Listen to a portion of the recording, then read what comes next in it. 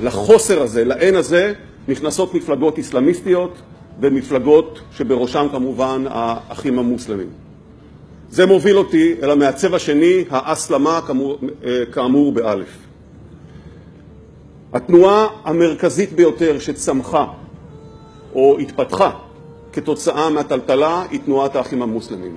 מתנועה איזוטרית וקיקיונית אי שם ב-1928 בראשות חסן אל-בנה במצרים העמוקה, היא הופכת להיות היום בעצם מפוסקת ופרוסה על פני כל המזרח התיכון, מהמגרב ועד טורקיה.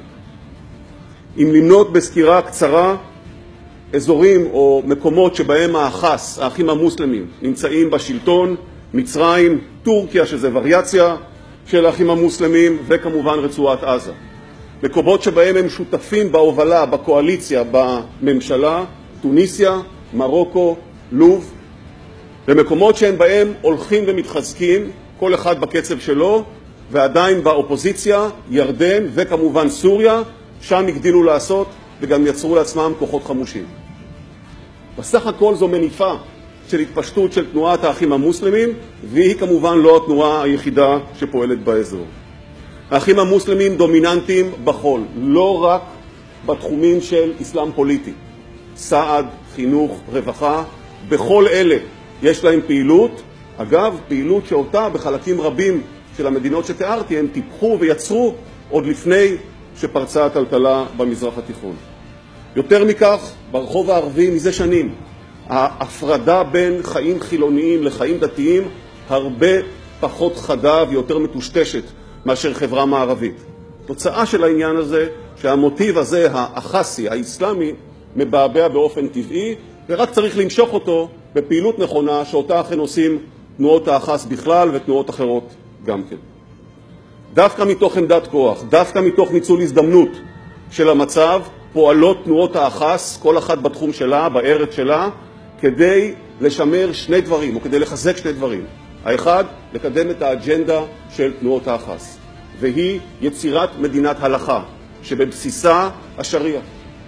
גם ההגדרה החדשה של מצרים כמדינה דמוקרטית, המבוססת על השורה, על ההתייעצות הדתית, על עיקרון ההתייעצות הדתי, היא ביטוי של העניין הזה, כשלב ראשון בתהליך שהוא כמובן הרבה יותר אסטרטגי.